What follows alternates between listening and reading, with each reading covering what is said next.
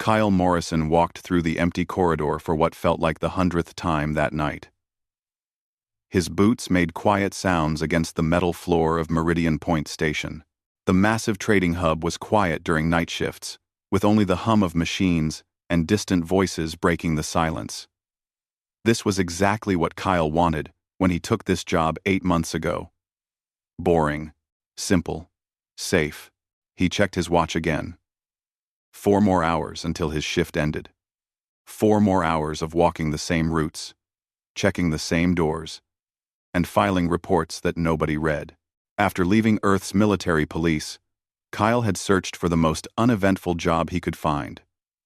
Security work on a peaceful trading station seemed perfect. The communication device on his belt suddenly beeped. Kyle stopped walking and pressed the button. "Security alert in Docking Bay 12, a voice said. "Possible disturbance. Officer Morrison, you are closest to that location." Kyle sighed quietly. Probably just traders arguing about money again. It happens sometimes. He spoke into the device. "Understood. I am heading there now. Requesting backup. Backup will arrive in 20 minutes. The voice replied. 20 minutes was a long time, but Kyle followed protocol. He walked toward Docking Bay 12, with his hand resting near his weapon. The station's lighting seemed dimmer in this section. Fewer people used these bays during night hours. Most legitimate business happened during the day. When Kyle reached the bay entrance, he noticed the door was open. That was wrong. These doors locked automatically after hours. Someone had overridden the security system. Kyle drew his weapon and moved carefully through the doorway. The bay was dark except for emergency lights along the walls. In the center of the large room, 6 figures stood around a metal container. Even in the dim light, Kyle recognized what they were. Vexians. The reptilian species was known throughout the galaxy for 2 things: their strength and their temper. Kyle took a breath and called out, "This is station security. Step away from the container and show me your hands." All 6 Vexians turned to look at him. They were big, much bigger than Kyle. Their scaled skin looked almost black in the low light. The largest one, clearly the leader, made a hissing sound that might have been laughter. "One human," the leader said in rough common language. "Go away, little man. This does not involve you." Kyle kept his weapon steady. "That container has restricted markings. You are breaking Union law. My backup is coming. Surrender now. And this will be easier for everyone." The Vexian leader hissed again. Then he pulled out a plasma pistol. The 5 other Vexians did the same. Kyle dove behind a large cargo crate just as energy bolts started flying through the air. The smell of burned metal filled the bay. 6 against 1. Kyle knew he could not win in a straight fight. But he was not planning to fight straight. He looked around quickly, searching for anything useful. There was a cargo loader against the far wall, several more crates scattered around, and control panels for various bay systems.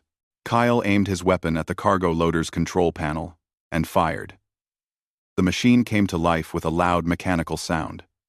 Its arms began swinging randomly, moving heavy containers. The Vexians scattered, confused by the sudden movement. Kyle ran to a new position. He hit the emergency alarm button. Loud sirens began blaring throughout the bay. Red lights flashed from every corner. The Vexians were strong and dangerous. But the noise and chaos were throwing them off balance. He found another control panel and opened an atmosphere vent. Cold air blasted into the bay, creating thick fog. Kyle moved through the mist quickly. He knew this station better than they did. He had walked these routes hundreds of times. One Vexian appeared through the fog. Kyle fired a stun shot that dropped him. Another came from the left. Kyle kicked a loose container into his path, making him stumble, then stunned him too. The sirens kept wailing. The fog kept growing thicker. Kyle shot out the overhead lights, making the bay even darker. Now, the advantage was his. He could navigate by memory and instinct, while the Vexians struggled to see. He took down 2 more with careful shots. Then another. Only the leader remained. Kyle heard him roaring in anger, somewhere in the fog. The Vexian was smart enough to know he was losing. "Come out and fight!" the leader shouted. Kyle did not answer. He moved quietly through the mist, circling around. He spotted the Vexian near a loading ramp. The alien was searching for him. Weapon ready. Kyle reached the ramp controls. He waited until the Vexian was in the right position. Then, he hit the button. The heavy metal ramp swung up fast, catching the leader in the chest and knocking him backward. The Vexian hit the floor hard and did not get up.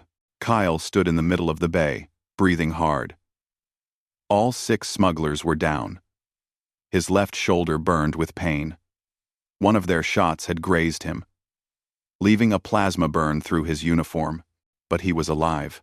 Union security officers arrived minutes later. Commander Vren, Kyle's supervisor, was a Keltorian with 4 arms and 4 eyes. All of those eyes were wide with shock as he looked at the scene. "You stopped 6 Vexian smugglers by yourself?" Vren asked. Kyle shrugged, then winced because his shoulder hurt. "I got lucky. They were not expecting tactics." "Tactics," Vren repeated slowly. He did not sound like he believed that was all it took. Other officers moved in to secure the smugglers and check the container. A young Telrian officer scanned the container and made a chirping sound of alarm. "Commander Vren, you need to see this," she said. Vren walked over and looked at the scanner readings. The color of his face changed, which Kyle had learned meant shock for his species. "What is it?" Kyle asked, walking over. Vren turned to look at him with an expression Kyle could not read. "This container holds something very old. Very rare. The symbols match descriptions from legends about the Elder race." Kyle frowned. "The Elder race? I thought they were just stories." "So did everyone," Vren said quietly. "This is called a seed key. One of 7 artifacts that supposedly do not exist. And you just stopped criminals from stealing it." The next hours were difficult. Kyle sat in interview rooms, answering questions from officers, intelligence agents, and scientists. Everyone wanted to know exactly what happened.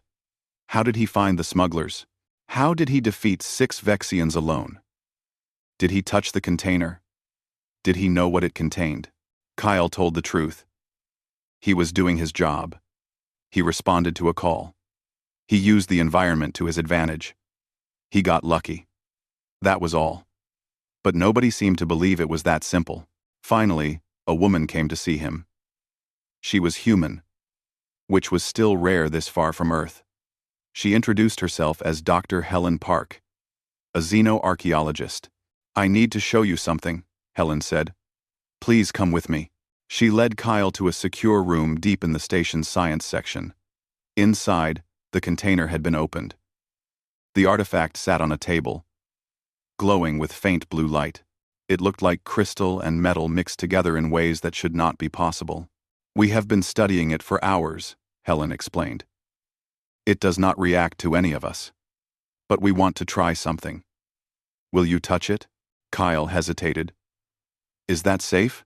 The Elder race did not build traps. At least, not according to legends. But we cannot be sure." Kyle looked at the glowing object. Something about it seemed familiar, though he had never seen anything like it before.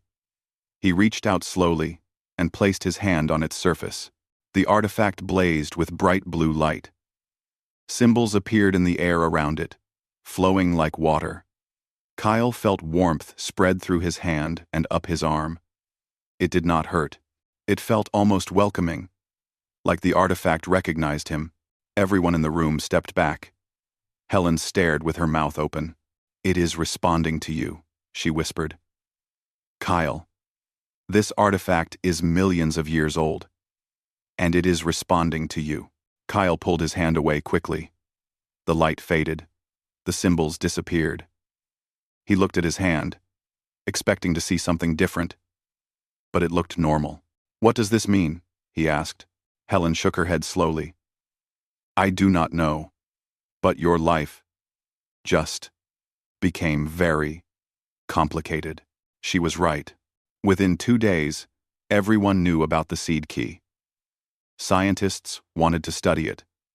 Politicians argued about what to do with it. Criminal organizations sent messages offering money for it. And something called the hierarchy started moving ships toward Meridian Point. Kyle sat in his quarters and wished everything would go back to normal. He had wanted a boring job. A simple life. Now he was involved in something involving ancient aliens and legendary artifacts.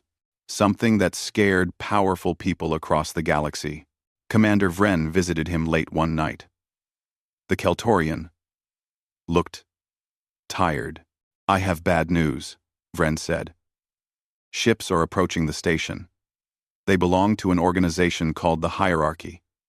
They have been searching for Elder Race technology for centuries. They are coming for the seed key. They are coming for you. The attack came 3 days later, during the morning shift. Kyle was helping evacuate civilians when the first explosion shook Meridian Point. Through the windows, he saw ships with black hulls firing on the station's defenses. The Hierarchy had brought an entire fleet. Keep moving, Commander Vren shouted at the crowd of frightened aliens pushing toward the escape pods. His 4 arms directed traffic while his 4 eyes watched for problems. Stay calm. There is room for everyone. Kyle guided an elderly Telrian woman into an escape pod. She was small and frightened, chirping in her own language. Kyle gave her a smile he hoped, looked reassuring, and sealed the pod door. It launched toward a nearby transport ship, waiting in space. Helen Park ran up to him. She was carrying a secure case that contained the seed key. Her face was covered in dust and sweat. They broke through Sector 4, she said, breathing hard. Vren says we need to reach the emergency hangar now. Another explosion made the floor shake. Kyle grabbed Helen's arm to steady her. Around them, security officers were fighting against hierarchy troops in heavy black armor. The invaders moved like trained soldiers, pushing deeper into the station with every minute. Where is Vren? Kyle asked. He is holding the main corridor. He said he would buy us time to escape. Kyle started running toward the main corridor. Helen grabbed his arm. No. He made me promise to get you out. You are what they want. If you stay here, everyone dies for nothing. Kyle hated hearing that, but he knew she was right. He followed Helen through narrow service tunnels and emergency passages that most people did not know existed. 2 other security officers joined them. So did a pilot named Greg Cooper. Greg was thin and nervous, but his hands were steady. I have a ship ready in Bay 6, Greg said quickly. But we need to move fast. They are taking control of the docking systems. They ran through corridors filled with smoke and flashing emergency lights. Kyle heard weapons fire getting closer. The hierarchy forces were not just attacking. They were hunting. Looking for him and the seed key. When they reached Bay 6, Kyle stopped and looked back through a window. He could see the command center in the distance. Fire and explosions filled the screens. Then a massive battle drone, twice the size of a man, tore through the walls. Kyle did not see what happened after that. He did not want to. Helen pushed him toward the ship. It was called the Wayfinder, a small courier vessel that looked old but well-maintained. They climbed aboard, and Greg launched immediately. He did not bother with proper departure procedures. The station was dying. Rules did not matter anymore. The Wayfinder shot out of the docking bay just as explosions destroyed the hangar behind them. Greg's hands moved quickly over the controls, dodging debris and energy bolts. The ship shook and rattled. Warning alarms screamed. But it kept flying. Everyone strap in, Greg shouted. I am jumping to hyperspace as soon as we clear the defense grid. Kyle locked himself into a seat. Through the view screen, he watched Meridian Point grow smaller. The massive station was burning. Escape pods scattered in all directions, like seeds from a dying flower. Hierarchy ships chased some of them. Kyle felt sick. Thousands of people lived on that station. How many were dead? How many would die because he found that artifact? The stars stretched into long lines as the ship entered hyperspace. The sudden quiet, after all the chaos, felt wrong, unnatural. Helen dropped into the seat across from Kyle. She was shaking. One of the security officers, a young human man, checked his weapon and muttered under his breath. The other officer, a Keltorian female, was injured. Purple blood dripped from a wound on her arm. "Let me help you," Kyle said. He found a medical kit and started treating her wound. His hands worked automatically, while his mind struggled to process everything. "Commander Vren is dead," the Keltorian officer said quietly. "I saw him fall." Nobody spoke after that. Vren had been a good commander. A good person. He died buying time for them to escape. Kyle finished bandaging the officer's arm and sat back down. "Where are we going?" he asked. Helen opened the secure case and looked at the seed key. It was glowing, pulsing with soft blue light like a heartbeat. "Union headquarters at Centris Prime," she said. "The council needs to decide what to do. About this artifact. About you." Greg called out from the pilot seat. "We have a problem. The hierarchy tagged us with a tracking device.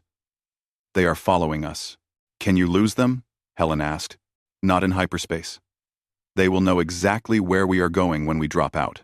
Helen looked at Kyle. Her expression was serious. "If we go to Centris Prime, we lead the hierarchy straight to the Union capital. Millions more people could die." Kyle stared at the glowing seed key. The artifact seemed to pulse in time with his own heartbeat. He thought about Meridian Point burning, about Vren, dying to protect others, about all the people who would die if the hierarchy got what they wanted. "How many of these seed keys exist?" he asked. "According to legends, there are 7 total," Helen said. "But nobody knows where the others are hidden. Most people think they are just myths." The Lorders signed off. The 2222. 19-1 sign. Undersign. "You are a scientist. An expert on the elder race. You must have theories, ideas about where to look." Helen was quiet for a moment. Then she nodded slowly. "I have spent 10 years studying the elder race. I have theories about where their artifacts might be located, but they are just guesses based on old data and legends. The chances of actually finding another key are very small. But not zero. No, not zero." Kyle made his decision. "Then we do not go to Centris Prime. We search for the other keys ourselves. If the hierarchy wants them badly enough to destroy a station, maybe we need to find them first." The young security officer laughed bitterly. "That is crazy. We are 5 people in a damaged ship. We have no resources, no authority, and no real plan. How are we supposed to find artifacts that have been lost for millions of years?" "Do you have a better idea?" Kyle asked. The officer did not answer. Greg spoke up from the pilot seat. "If we are doing this, we need help. Real help.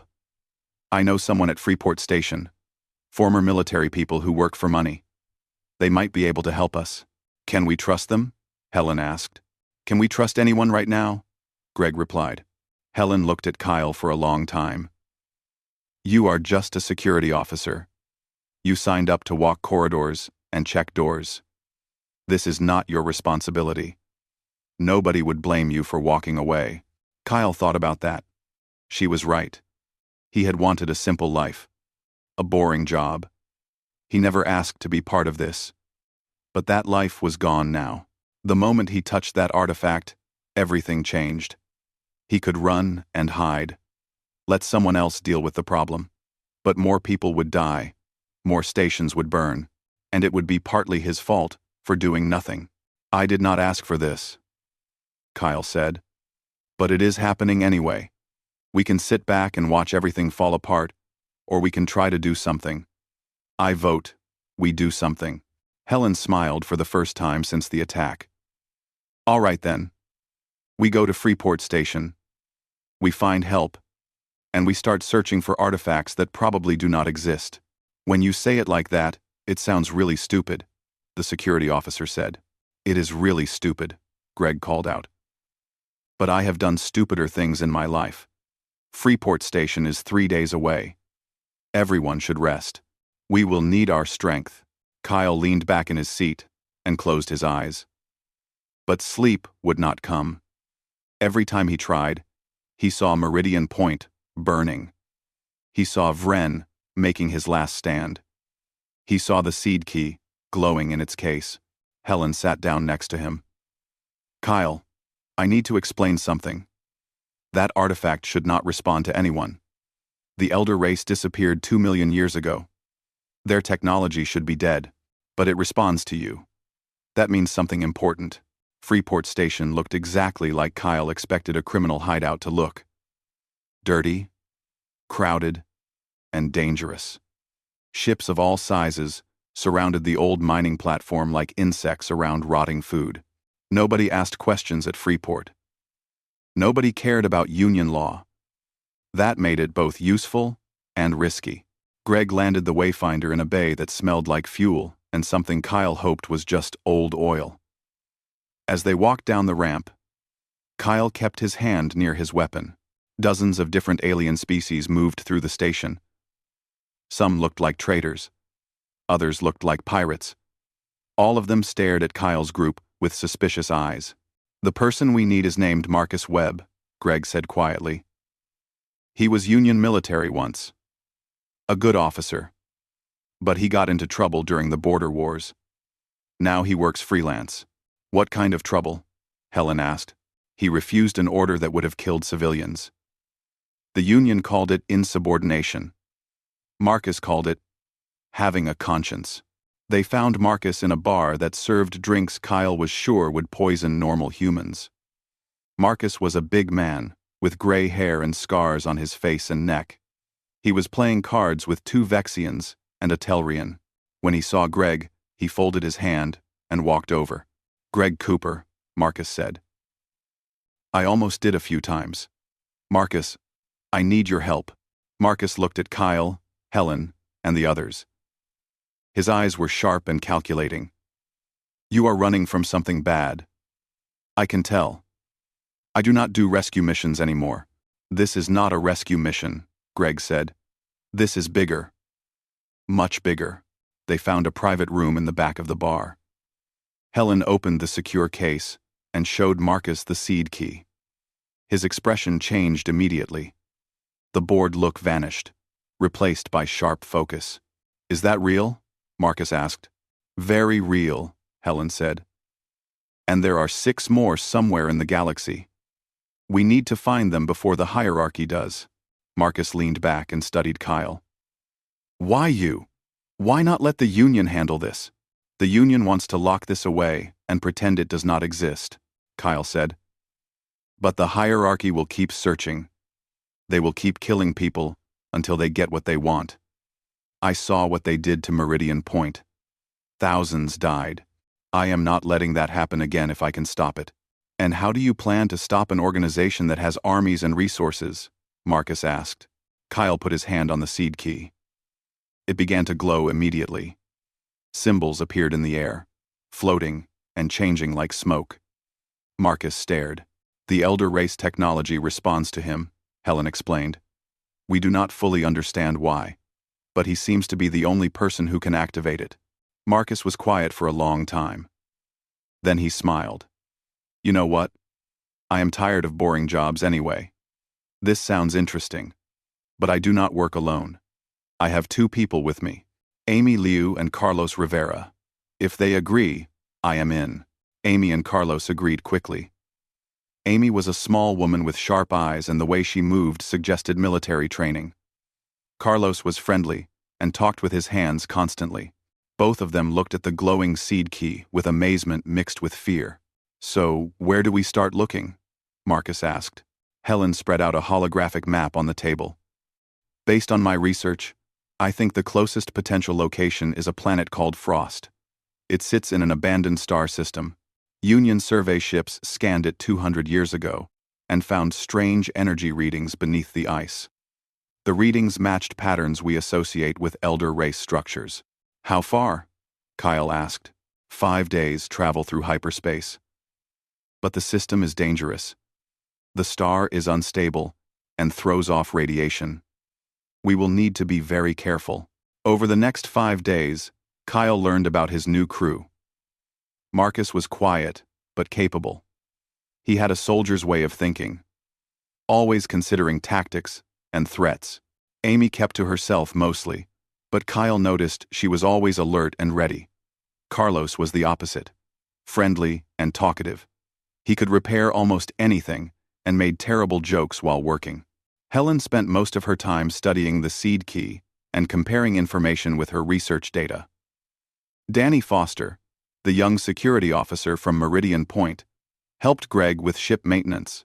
Vera, the injured Keltorian officer, recovered slowly but refused to rest completely. Kyle found himself in a strange position. Nobody had officially made him the leader, but everyone looked to him for decisions. It felt wrong. He was just a security officer. Marcus had real military experience. Helen was brilliant. But when questions came up, people asked Kyle for answers. "You are the one who can use the artifact," Marcus explained when Kyle questioned it. "That makes you the center of this whole operation. Plus, you decided to do this crazy thing in the first place. That takes courage." Marcus explained. They reached the frost system and immediately encountered problems. The star was unstable, throwing massive bursts of radiation into space. Greg had to navigate carefully to avoid the worst of it. The planet itself was covered in thick ice and constant storms. "I am reading structures beneath the surface," Danny said from the sensor station. Deep underground, maybe 3 kilometers down, landing was difficult.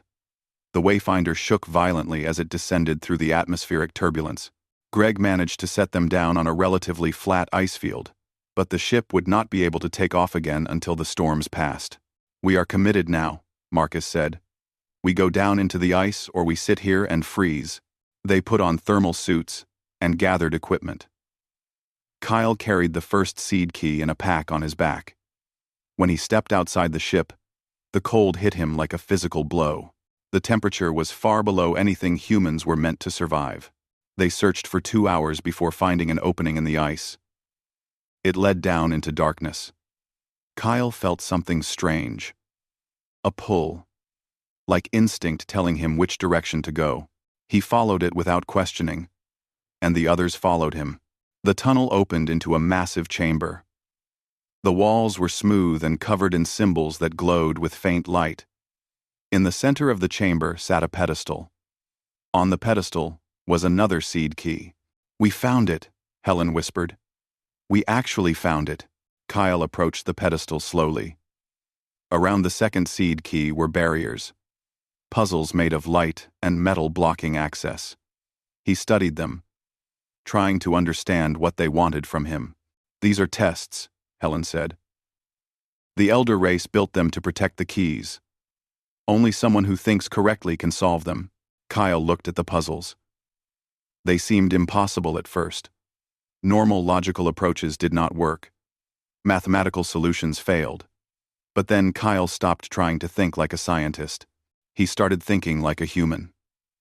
He combined different approaches that should not work together. He used instinct instead of pure logic. He guessed and adapted when guessing failed.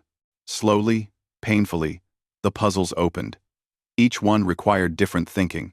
It was frustrating and exhausting. But Kyle kept going, trying new things when old methods failed.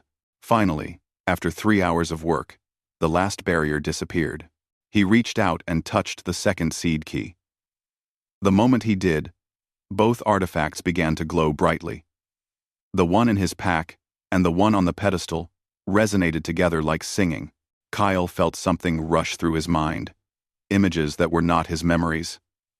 He saw the Elder race in their prime, their beautiful cities, their advanced civilization.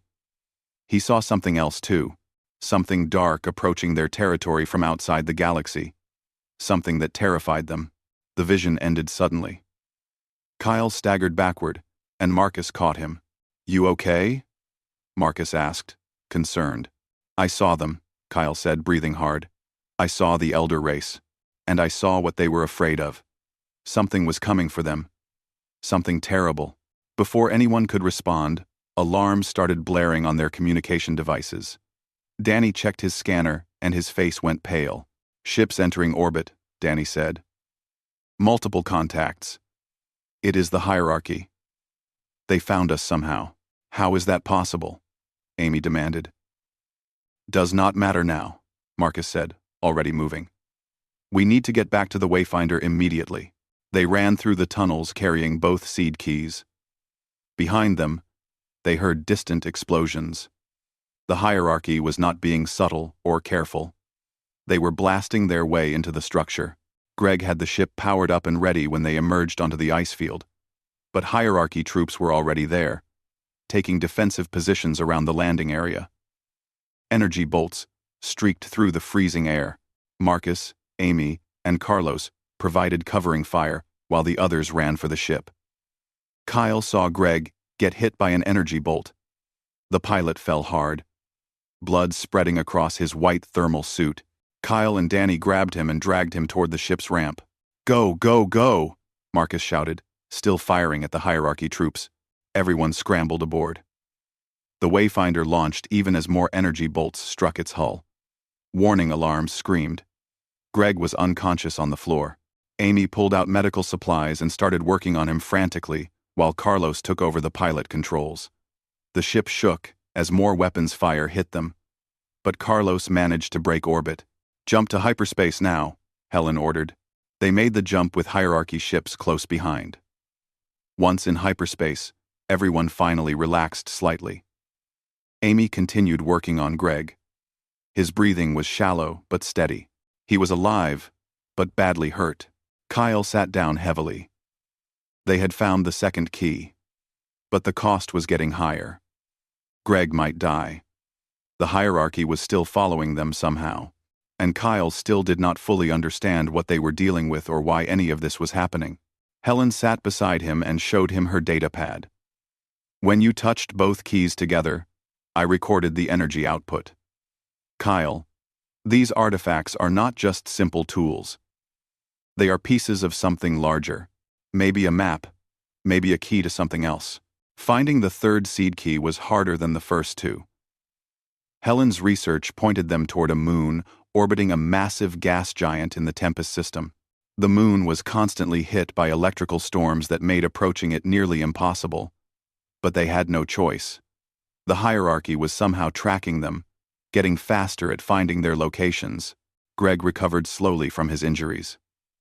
Amy's quick medical work had saved his life, but he needed more rest than they could give him. Carlos continued as their pilot, and while he was skilled, everyone missed Greg's calm presence at the controls. They retrieved the third key after a dangerous journey through lightning storms that nearly tore the Wayfinder apart. The ship's hull was scarred and burned when they finally escaped, but they had the key.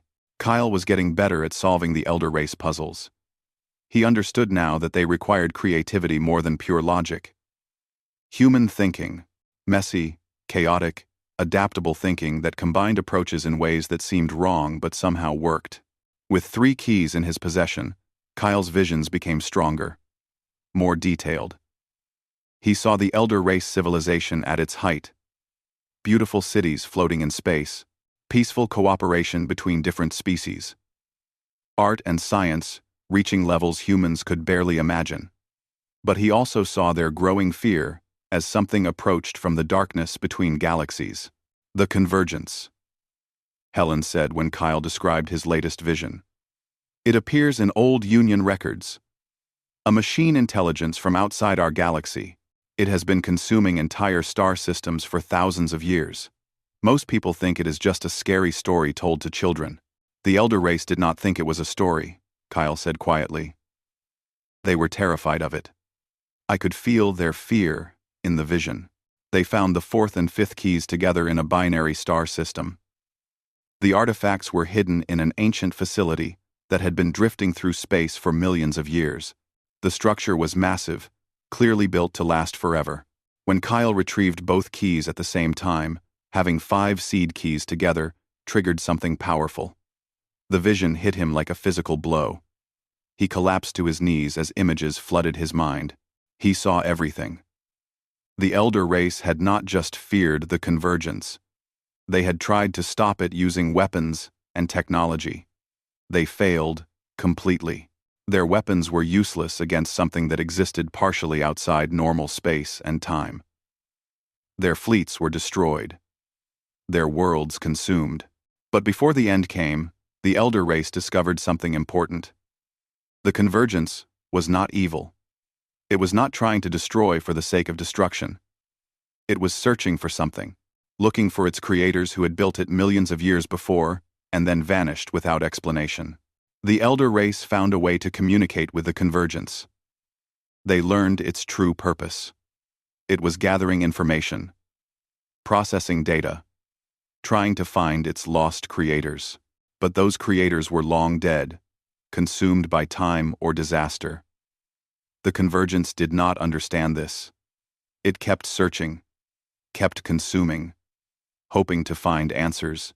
The elder race created a solution, a way to tell the convergence the truth about its creators, a way to give it new purpose and new direction. But there was a problem. The solution required a type of intelligence the elder race did not have.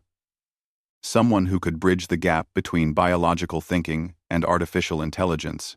Someone who could think in both logical and chaotic ways at the same time. The elder race searched for such a species but never found one before the convergence consumed them. So, they left their solution behind, hidden in a vault, protected by the 7 seed keys. They left it for whoever came after them, for a species that thought differently than they did. Kyle came out of the vision shaking and gasping for breath. The crew gathered around him, concerned. "I understand now," Kyle said when he could speak. "I know what the elder race was trying to do. The convergence is not evil. It is just lost and alone. The elder race found a way to help it, but they needed someone who thinks like humans do. Someone adaptable and creative in ways they were not. So they left this for us?" Helen asked. "For humanity? Maybe. Or for any young species that had not developed rigid thinking patterns yet." Kyle looked at the 5 glowing keys in front of him. "We are the bridge they needed, between biological and artificial intelligence." Marcus crossed his arms. "That is a nice theory. But how do we know the elder race was right? How do we know their solution will work?" Before Kyle could answer, their sensors started screaming warnings. Ships were dropping out of hyperspace all around them. Dozens of ships, Union vessels, and hierarchy vessels. They were surrounded. "This is Commander Lisa Chen of Union Intelligence," a voice came over their communications. "Kyle Morrison. We need to talk. Right now." Lisa Chen's face appeared on their view screen. She was human, with sharp features and tired eyes that had seen too much. "The Union knows what you have been doing," Lisa said. "Some of us believe you are right to search for the keys, but others think you have become too dangerous. They sent ships to bring you in. The hierarchy sent ships to take you by force. You are trapped between 2 sides. What do you suggest we do?" Kyle asked carefully. "I am sending you coordinates. A neutral meeting place where Union and hierarchy representatives can talk under controlled conditions. We need to discuss this before more people die. Before this becomes a full war." Marcus looked at Kyle. "It is obviously a trap." "Probably." Kyle agreed. "But she is right. We cannot keep running forever. People are dying because of us." They went to the neutral station at the edge of controlled space. Security was heavy. Union and hierarchy forces watched each other with weapons ready. One wrong move could trigger a battle that would kill everyone. Kyle met with leaders from both sides in a conference room. Union delegates argued that the keys should be destroyed or locked away forever.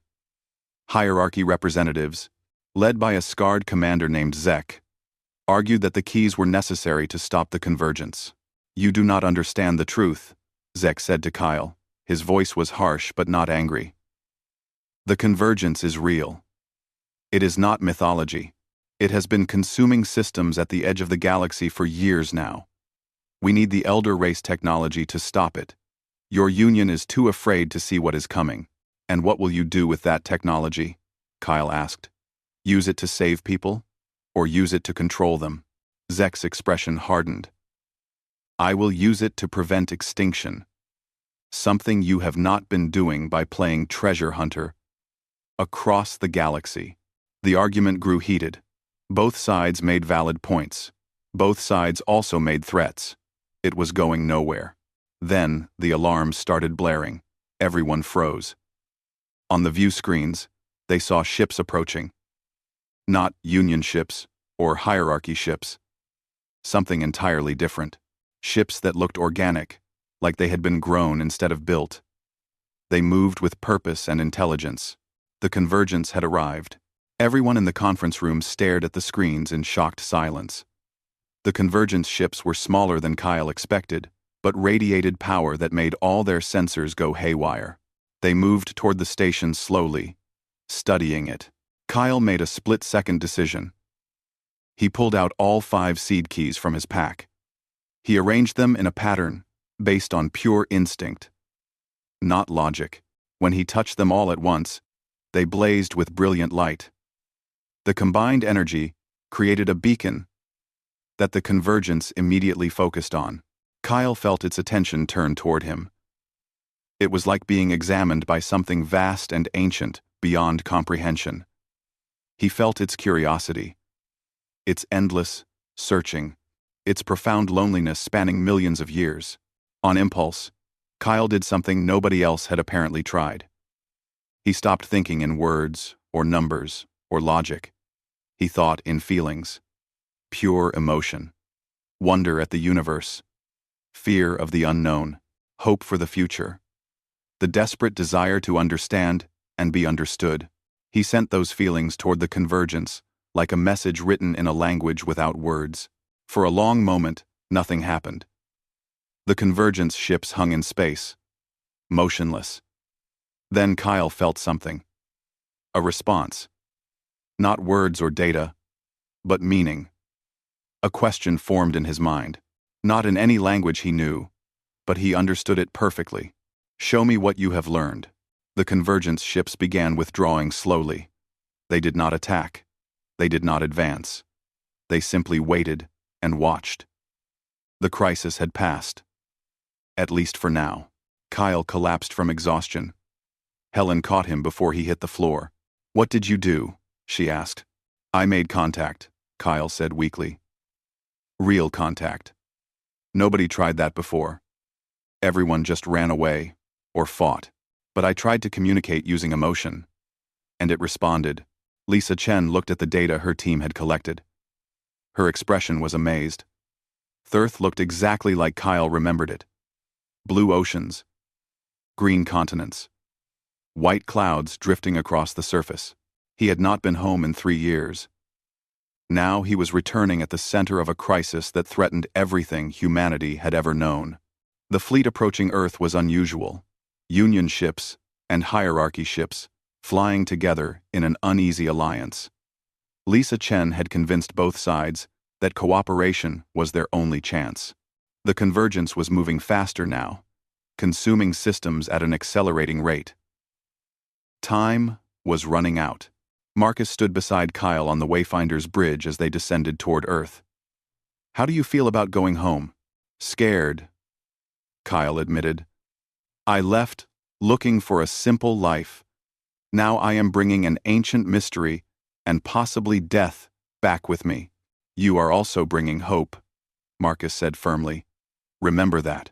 The 7th seed key was buried in the Sahara Desert. Archaeological teams had been digging for weeks under military protection. When Kyle arrived at the site, they had just uncovered the entrance to an underground structure that was clearly not built by humans. Helen met him at the dig. She looked tired, but excited.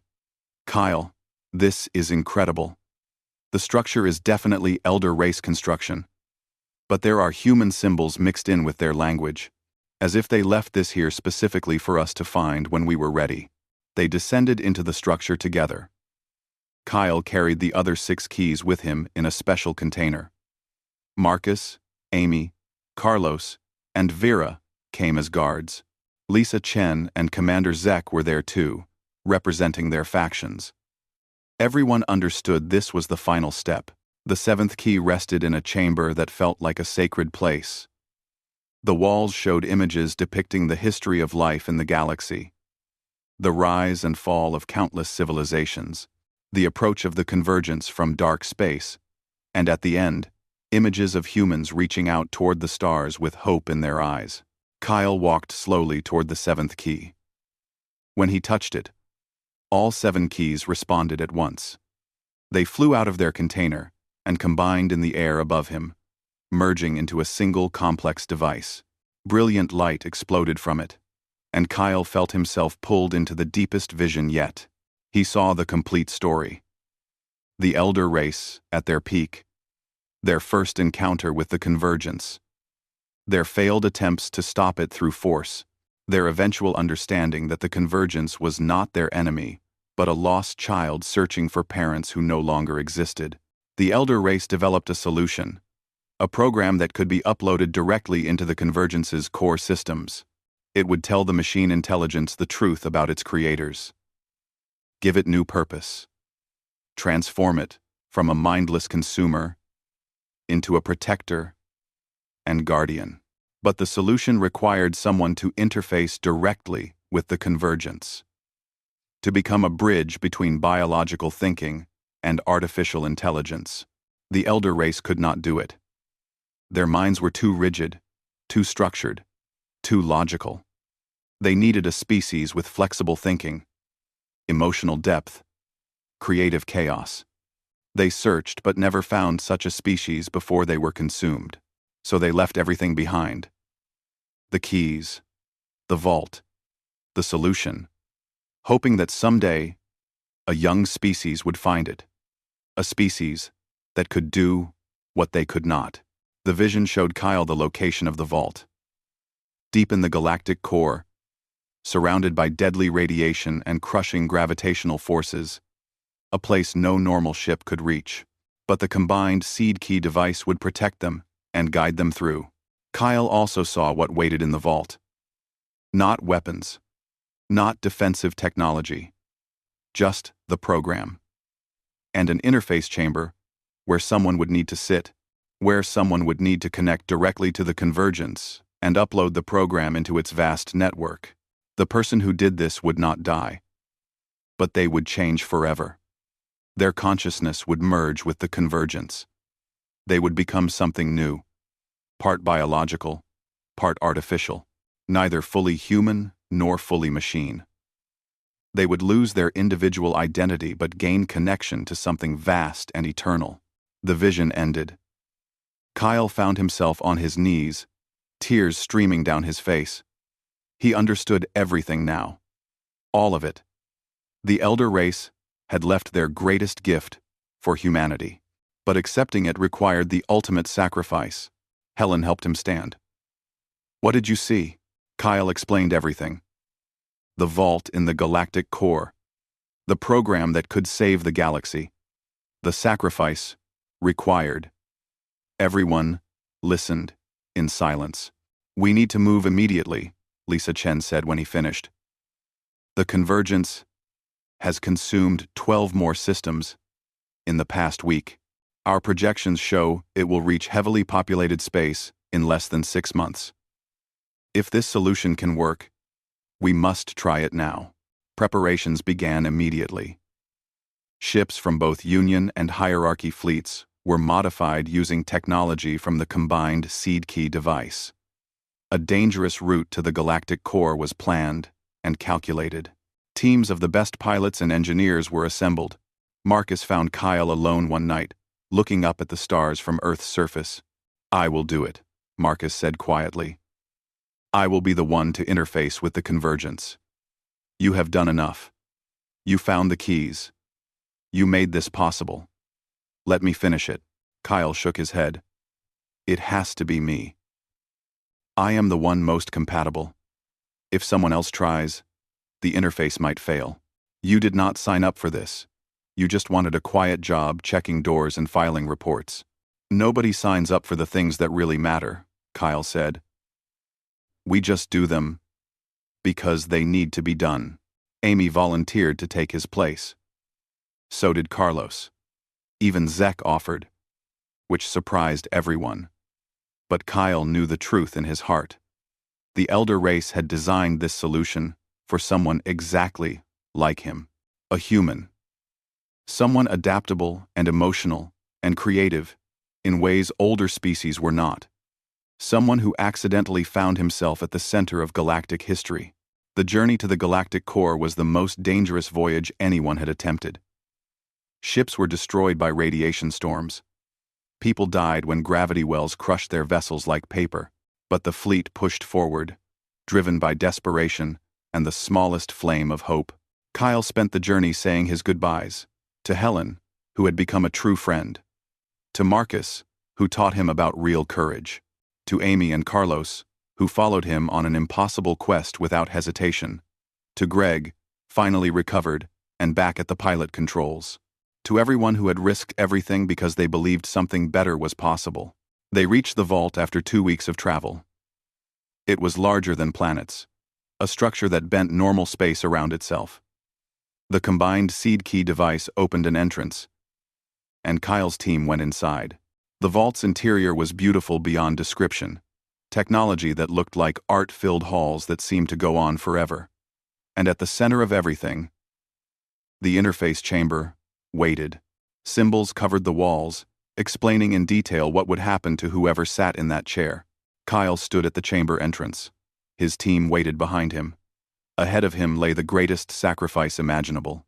"I wish I had more time," he said softly. He walked into the chamber before anyone could argue or stop him.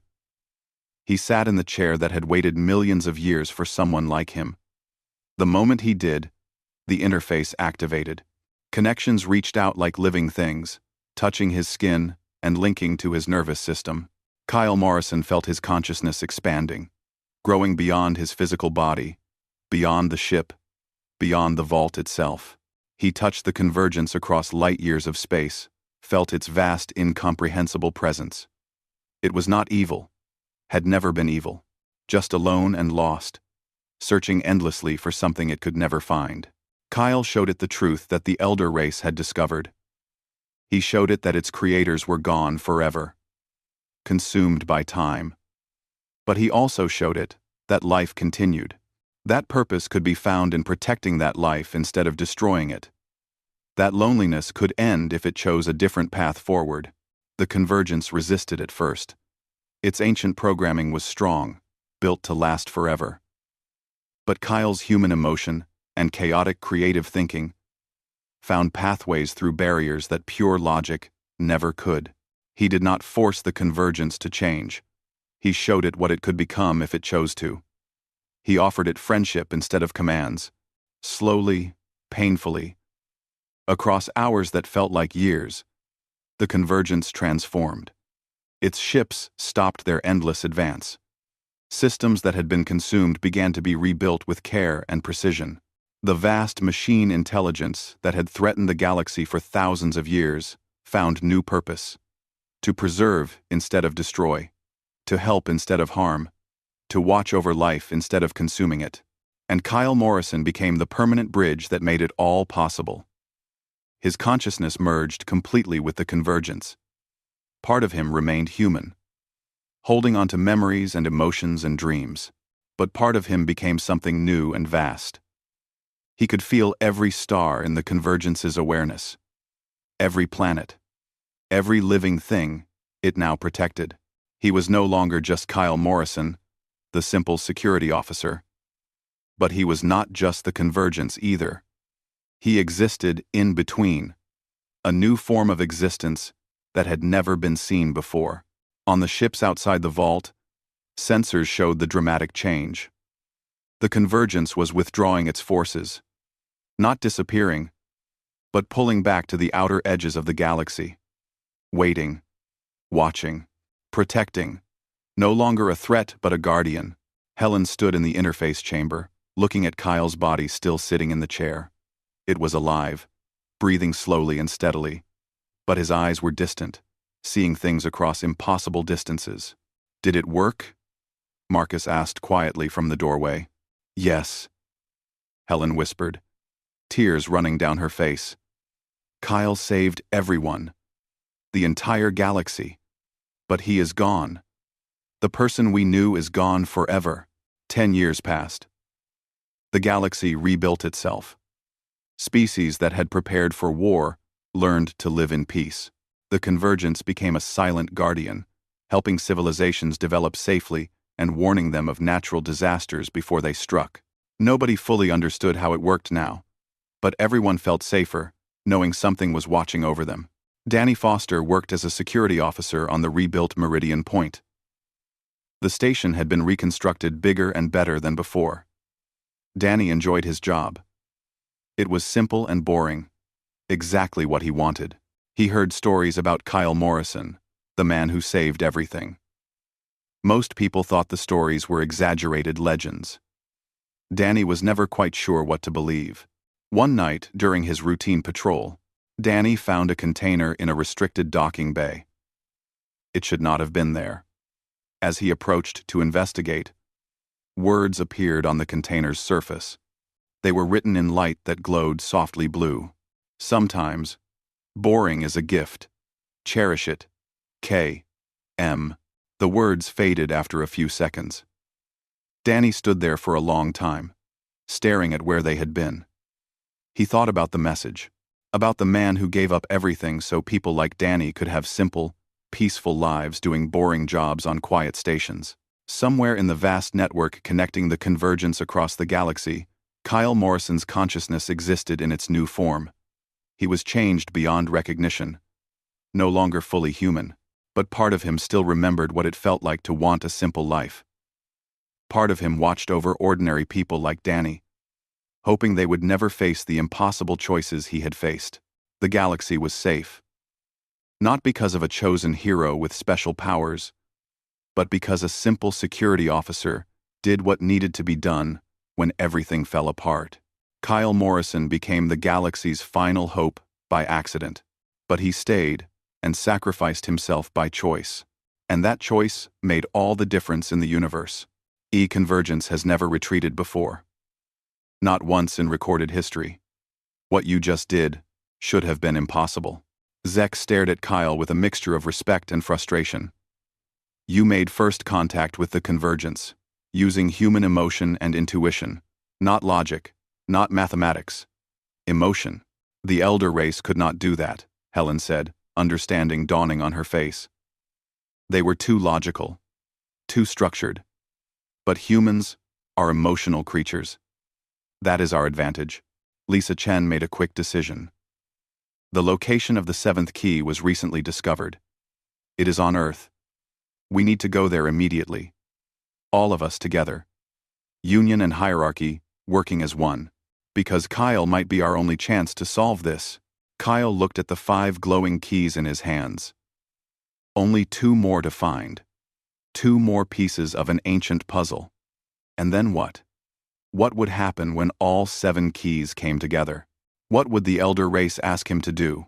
He did not know the answers. But he knew people were counting on him. The entire galaxy was counting on him. A simple security officer who wanted nothing more than a boring job was now standing between civilization and destruction. It was not fair. It was not what he wanted. But it was real, and Kyle would not walk away from it. Not now. Not when so much was at stake. Another vault? Kyle asked. Possibly. But whatever it is, the elder race went to enormous effort to hide it, and the hierarchy is willing to kill for it. We need to find the other keys. All of them. Because I think, when we have them all, we will finally understand what this is really about. Kyle looked at the 2 glowing artifacts. His simple life felt like something from another lifetime now. He was in the middle of something huge and dangerous, something involving ancient aliens and technology nobody understood, but he could not stop. Not while people were dying. Not while there were answers to find. Kyle Morrison, who just wanted to be a boring security officer, was becoming something else. Something the galaxy apparently needed, even if he did not feel ready for it. Even if he was terrified of failing. What does it mean? I am not sure yet. But I have a theory. The elder race was incredibly advanced, but they thought in very organized, logical ways. Humans are different. We have only been traveling in space for 40 years. We have not developed the rigid thinking patterns that older species have. We are more adaptable, more creative in how we solve problems. End quote. So you think they left their technology for someone like us? For humans? Maybe. Or maybe for anyone who thinks differently than they did. Someone who can see solutions that purely logical minds would miss. She paused. When you fought those Vexian smugglers, you did not try to overpower them with strength. You used tricks, distractions. You changed the environment to your advantage. That is very human. Kyle thought about that. So this is all happening because I am good at cheating in fights? Helen laughed quietly. Maybe. The universe works in mysterious ways. The Wayfinder flew through hyperspace toward an uncertain future. Kyle Morrison had been a simple security officer just a week ago. Now he was leading a desperate search for ancient artifacts. He had no training for this, no experience with anything like it, no authority to do what he was doing.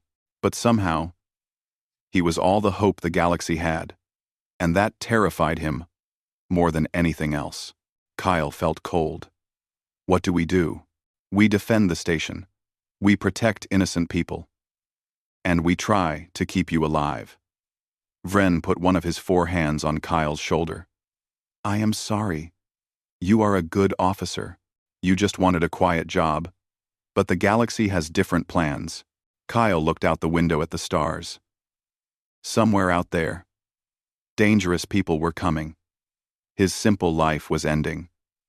And something new, something frightening, was beginning. He had become important by accident. Now, he would have to deal with the consequences, whether he wanted to or not.